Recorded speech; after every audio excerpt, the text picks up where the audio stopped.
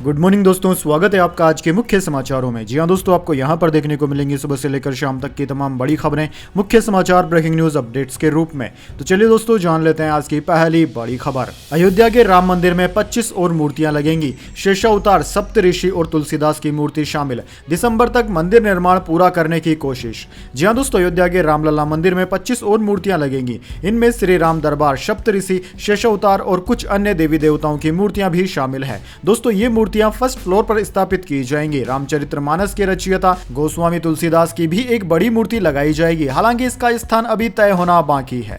चलिए दोस्तों, जान लेते हैं अगली खबर। राहुल से लिपटकर रोए हाथरस हादसे के पीड़ित, कहा टेंशन न लो, हम हैं, अब आप हमारा परिवार। मुद्दे को संसद में उठाएंगे। जी हां दोस्तों, कांग्रेस सांसद राहुल गांधी ने शुक्रवार को हाथरस हादसे के पीड़ितों से मुलाकात की। परिजन उनके गले से लिपटकर रोए। राहुल ने सिर पर हाथ रखकर सांत्वना दी। हाथरस हादसे में मां को खोने वाली बच्ची फफक कर रोने लगी तो राहुल ने उसे संभाला और गले लगाया। इस दौरान राहुल जमीन पर बैठकर पीड़ित परिवार से बातचीत करते नजर आए। कहा, बिल्कुल टेंशन न लो, हम आपके साथ हैं, आप सभी मेरा परिवार है, हम इस मुद्दे को संसद में उठाएंगे। चलिए दोस्तों, जान लेते हैं अगली खबर। केंद्र ने सुप्रीम कोर्ट में कहा नीट एग्जाम रद्द करना तर्क संगत नहीं, कई कैंडिडेट्स का हित खतरे में पड़ जाएगा। एनटीए बोला बड़ी गड़बड़ी नहीं हुई। जी हां दोस्तों, केंद्र सरकार ने शुक्रवार 5 जुलाई को सुप्रीम कोर्ट में कहा कि नीट यूजी एग्जाम को रद्द करना तर्क संगत नहीं होगा। इससे यह परीक्षा देने वाले लाखों ईमानदार छात्र गंभीर खतरे में आ जाएंगे। केंद्र ने अदालत में दाखिल हलफनामे में कहा कि परीक्षा में हुई कथित अनियमितताओं या गड़बड़ियों की पूरी जांच करने के लिए सीबीआई से कहा है। नीट एग्जाम 5 जून को हुआ था दोस्तों। इसके बाद पेपर लीक और गड़बड़ियों के आरोप लगे थे। 1563 स्टूडेंट्स को ग्रेस मार्क्स देने पर भी विवाद हुआ था। नेशनल टेस्टिंग एजेंसी एनटीए ने इन कैंडिडेट्स की परीक्षा रद्द कर दी और फिर से एग्जाम लिया। चलिए दोस्तों, जान लेते हैं अगली खबर। रिलायंस जियो ने लॉन्च किए 3 नए जियो डेटा बूस्टर प्लान। मात्र 51 रुपए में मिलेगा अनलिमिटेड 5G डेटा। जी हां दोस्तों, रिलायंस जियो ने हाल ही में अपने प्रीपेड और पोस्टपेड रिचार्ज प्लान की कीमतों में इजाफा किया था। उसके अलावा कंपनी ने इस बात के भी संकेत दे दिए थे कि वो 5G सर्विसेज के लिए अलग से रिचार्ज प्लान को लॉन्च करेगी। अब दोस्तों, एक लेटेस्ट रिपोर्ट के मुताबिक रिलायंस जियो ने 3 नए 5G डेटा बूस्टर प्लान को लॉन्च कर दिया है। टेलीकॉम टॉक की एक लेटेस्ट रिपोर्ट के मुताबिक रिलायंस जियो ने 3 नए 5G डेटा बूस्टर प्लान को लॉन्च किया है। इनकी कीमत 51 रुपए, 101 रुपए और 151 रुपए हो सकती है। चलिए दोस्तों, जान लेते हैं अगली खबर। बजाज फ्रीडम 125। बजाज ने लॉन्च की दुनिया की पहली सीएनजी बाइक, 330 किलोमीटर रेंज और कीमत है। जी हां दोस्तों, बजाज ऑटो ने आज दुनिया की पहली सीएनजी बाइक बजाज फ्रीडम को आधिकारिक तौर पर बिक्री के लिए लॉन्च कर दिया। इस ऐतिहासिक मोटरसाइकिल के लॉन्च के मौके पर केंद्रीय सड़क एवं परिवहन राजमार्ग मंत्री नितिन गडकरी भी मौजूद थे। उन्होंने इसे गेम चेंजर बताया। दोस्तों, आकर्षक लुक और स्पोर्टी डिजाइन से लेस इस बाइक की शुरुआती कीमत 95,000 रुपए एक शोरूम तय की गई है। चलिए दोस्तों, जान लेते हैं अगली खबर। वारिस पंजाब दे चीफ अमृतपाल सिंह ने लोकसभा में ली सांसद पद की शपथ। विशेष विमान से लाए गए थे दिल्ली। जी हां दोस्तों, वारिस पंजाब दे के चीफ अमृतपाल सिंह ने शुक्रवार को लोकसभा सांसद के रूप में शपथ ग्रहण कर लिया। शपथ ग्रहण करने के बाद उसे संसद से बाहर लाया गया। न्यूज एजेंसी पीटीआई की रिपोर्ट के मुताबिक अमृतपाल को सांसद के रूप में शपथ ग्रहण के लिए 5 जुलाई की सुबह विशेष विमान से दिल्ली ले जाया गया था। उन्होंने कहा कि अमृतपाल, जिन्होंने पंजाब के खंडूर साहिब निर्वाचन क्षेत्र से लोकसभा चुनाव जीता है, उन्हें शपथ ग्रहण के लिए 4 दिन की पैरोल दी गई है, जो 5 जुलाई से शुरू है। दोस्तों, अमृतपाल सिंह ने पंजाब के खंडूर साहिब लोकसभा क्षेत्र से 1,97,120 वोटों से जीत दर्ज की है। उन्होंने कांग्रेस उम्मीदवार कुलबीर सिंह जीरा को हराया था। चलिए दोस्तों, जान लेते हैं अगली खबर। बिहार में 15 इंजीनियर हुए सस्पेंड। 17 दिन में 12 पुल गिरने पर एक्शन। जी हां दोस्तों, बिहार में 17 दिन के भीतर एक के बाद एक 12 पुल गिरने के बाद सरकार ने बड़ी कार्यवाही की। लगातार पुल गिरने की घटना सामने आने के बाद 15 इंजीनियर को सस्पेंड कर दिया गया है। नीतीश कुमार की अगुवाई वाली राज्य सरकार ने नए पुलों के पुनर्निर्माण का भी आदेश दिया है। राज्य जल संसाधन विभाग के अतिरिक्त मुख्य सचिव चैतन्य प्रसाद ने मीडिया से बात करते हुए कहा कि 9 पुलों के क्षतिग्रस्त होने की सूचना मिली है। इनमें से 6 बहुत पुराने हैं, 3 अन्य निर्माणाधीन है। प्रथम दृष्टया ऐसा लगता है कि इंजीनियर और ठेकेदार इसमें शामिल हैं। उन्होंने कहा कि उड़न दस्ता टीम ने अपनी रिपोर्ट सौंप दी है। इंजीनियर इसे लेकर न तो सावधान थे और न ही निगरानी कर रहे थे। इस मामले में विभिन्न पदों के 15 इंजीनियरों को सस्पेंड कर दिया गया है। चलिए दोस्तों जान लेते हैं अगली खबर। जोमेटो ने दोबारा शुरू की अपनी पुरानी सर्विस।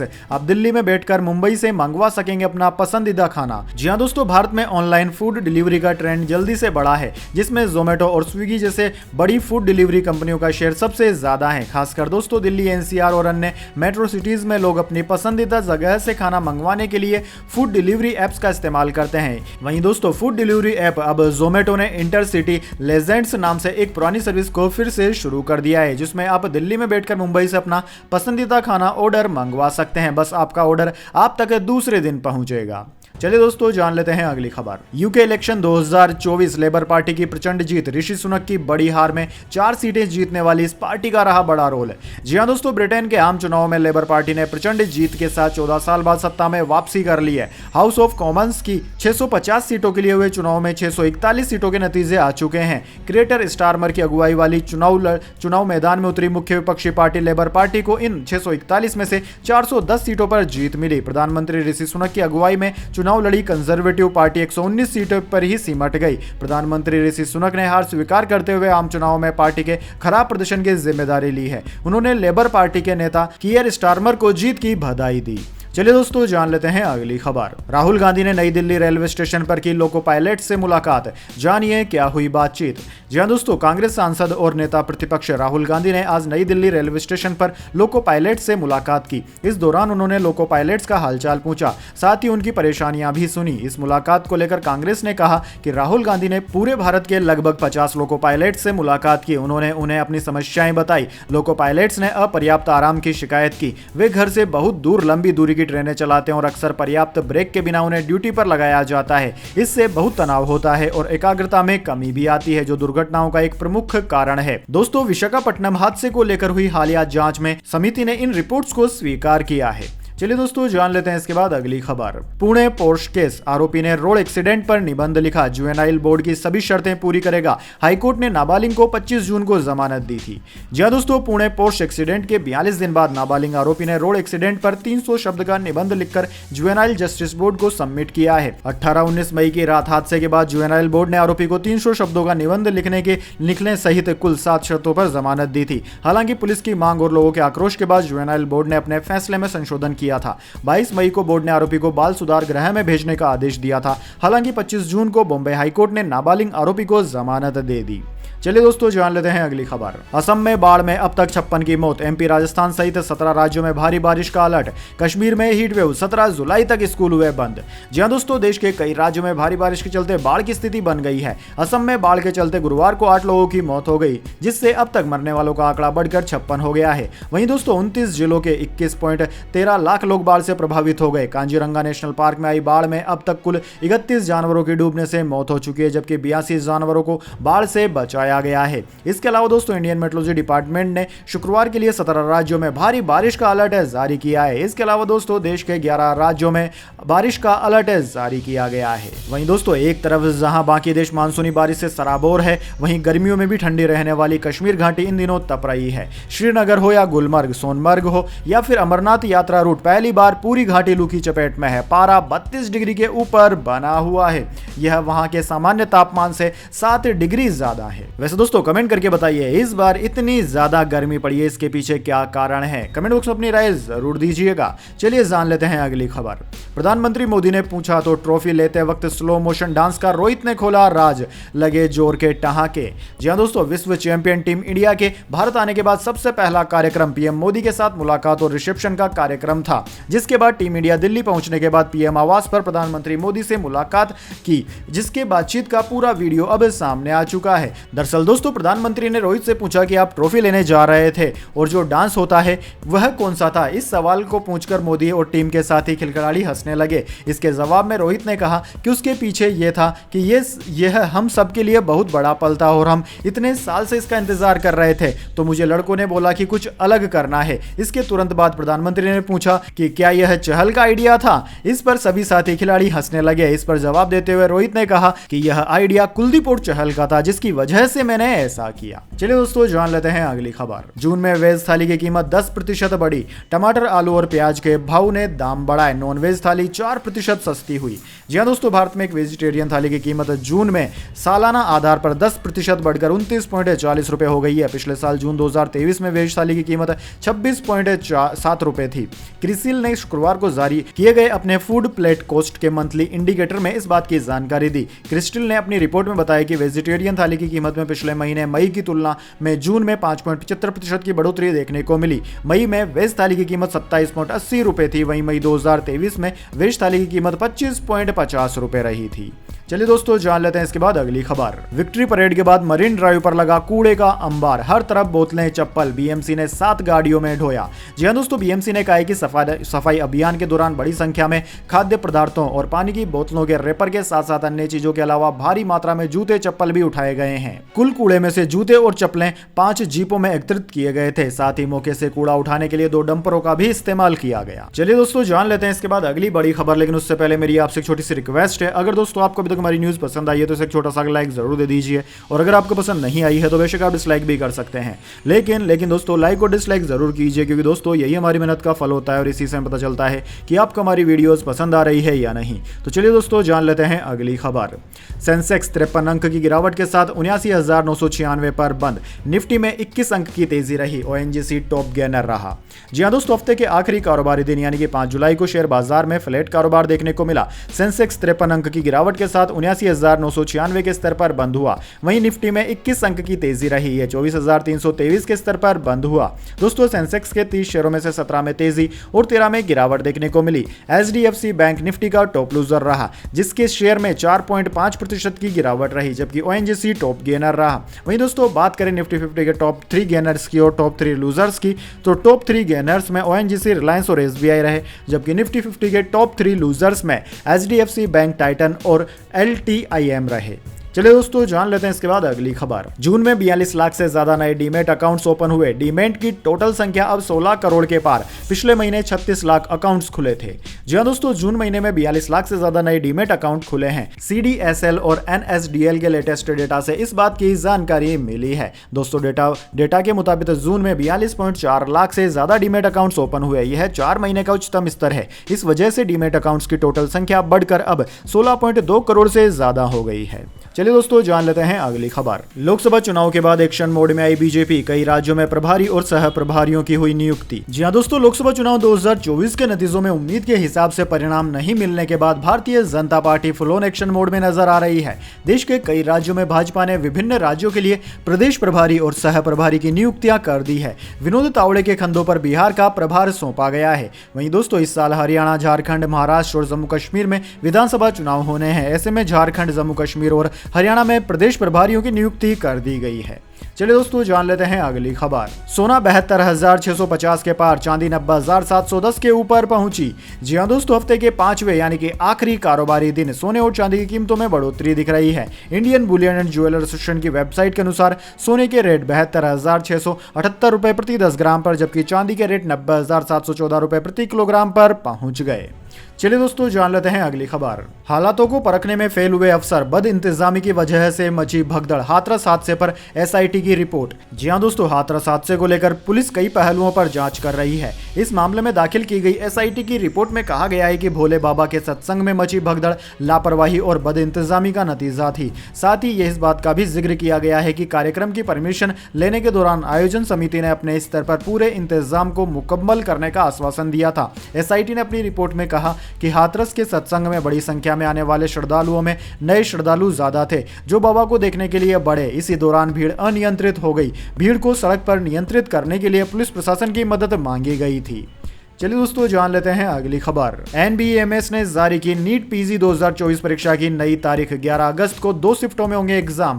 जी हां दोस्तों, national board of examination and medical sciences NBEMS ने शुक्रवार को नीट पीजी 2024 परीक्षा की नई तारीखों की घोषणा कर दी, जो 22 जून को आयोजित होने वाली थी, लेकिन परीक्षा से ठीक 12 घंटे पहले एहतियात के उपाय के तौर पर स्थगित कर दी गई थी। दोस्तों, national board of examination in medical sciences के ऑफिशियल अनाउंसमेंट के अनुसार नीट पीजी 2024 की परीक्षा अब 11 अगस्त को 2 शिफ्टों में आयोजित की जाएगी।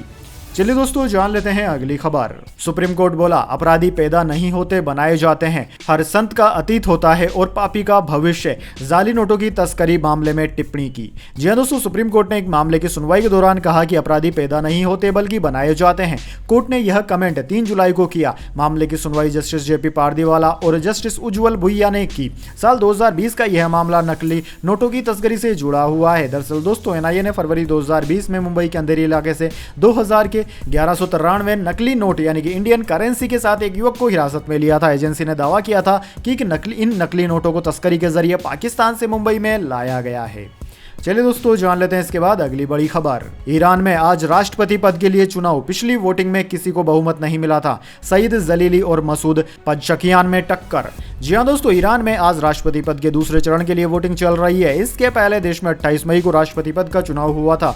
इसमें किसी भी उम्मीदवार को बहुमत नहीं मिला था। ईरान में राष्ट्रपति पद का चुनाव जीतने के लिए 50% वोट हासिल करना जरूरी होता है। पिछले हफ्ते हुए चुनाव में पजशकियान को 42.5% वोट मिले थे, जबकि सईद जलीली को 38.8% वोट मिले थे। इन दोनों उम्मीदवारों में से कोई भी 50% हासिल नहीं कर पाया। इसलिए आज हो रहे चुनाव में सबसे ज्यादा वोट हासिल करने वाले इन्हीं दो उम्मीदवारों के बीच में मुकाबला है।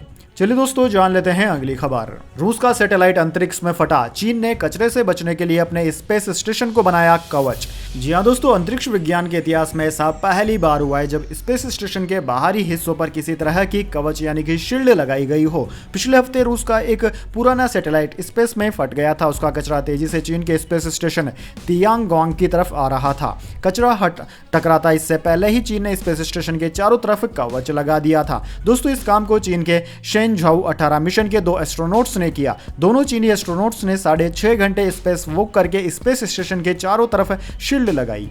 चलिए दोस्तों जान लेते हैं अगली खबर।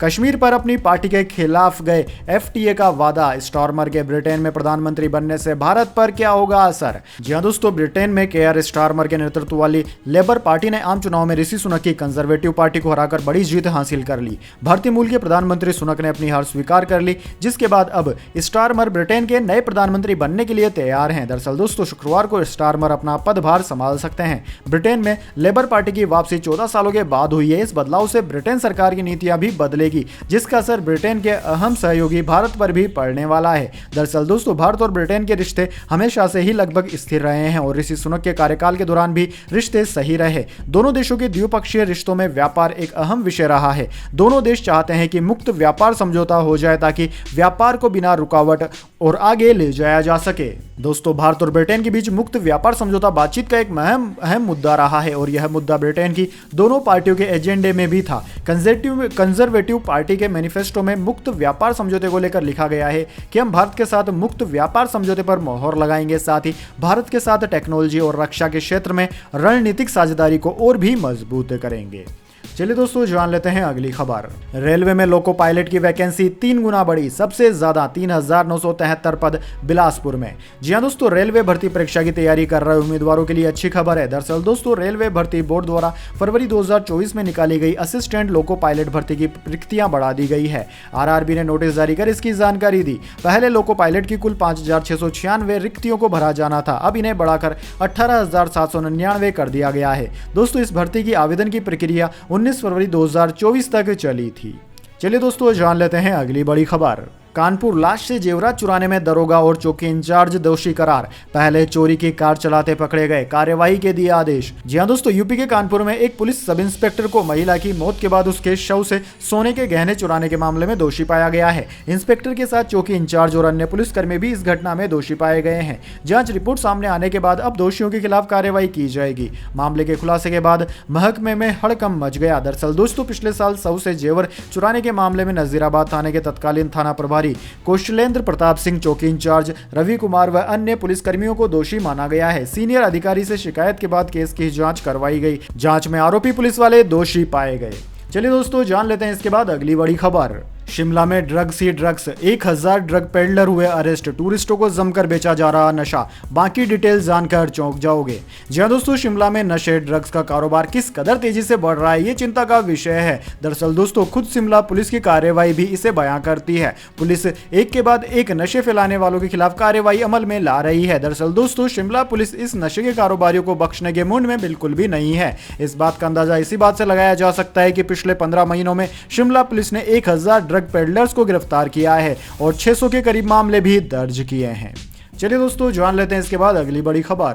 लालू यादव ने किया अगले महीने एनडीए सरकार गिराने का दावा, तो बीजेपी ने बताए मुंगेरी लाल के हसीन सपने। जी हां दोस्तों, राष्ट्रीय जनता दल के स्थापना दिवस पर लालू प्रसाद यादव ने दावा किया कि केंद्र की एनडीए सरकार कमजोर है और अगले महीने के भीतर ही वह गिर सकती है। उन्होंने कहा कि यह सरकार बैसाखियों के सहारे बनी है, इसलिए यह ज्यादा दिनों तक चलने वाली नहीं है। उन्होंने यहां तक दावा किया कि कुछ महीनों के बाद बिहार में मध्यावधि चुनाव होंगे। इसके बाद तेजस्वी यादव के नेतृत्व में महागठबंधन की सरकार का गठन होगा। यादव की इस टिप्पणी को भाजपा ने खारिज कर दिया है और इसे मुंगेरी लाल के हसीन सपने बताया है। साथ ही कहा है कि हालिया लोकसभा चुनाव ने प्रधानमंत्री मोदी के नेतृत्व में लोगों के विश्वास की पुष्टि की है। तो दोस्तों, यह थी आज की तमाम बड़ी खबरें। इसके बाद दोस्तों बारी आती है आज के माइंड क्यूज क्वेश्चन की। जी हां दोस्तों, एक आसान से सवाल का जवाब देकर आप जीत सकते हैं एक सरप्राइज गिफ्ट हमारे यूट्यूब चैनल की ओर से। तो दोस्तों, आज का सवाल आपकी स्क्रीन पर आ चुका है। किस भारतीय विद्वान ने शून्य का आविष्कार किया था? जी हां दोस्तों, अगर आप जानते हैं उस भारतीय विद्वान का नाम जिन्होंने कि शून्य का आविष्कार किया था, तो जल्दी से उनका नाम कमेंट बॉक्स में लिख दीजिए। अगर दोस्तों आपका जवाब होता है एकदम सही और आप चले जाते हैं लकी विजेता के रूप में, तो आपको मिल सकता है एक सरप्राइज गिफ्ट हमारे यूट्यूब चैनल की ओर से। तो दोस्तों जल्दी से अपना उत्तर कमेंट बॉक्स में लिख दीजिए, वीडियो को लाइक कर लीजिए और चैनल को सब्सक्राइब करके बेल आइकन भी दबा लीजिए। धन्यवाद। वंदे मातरम। जय हिंद, जय भारत।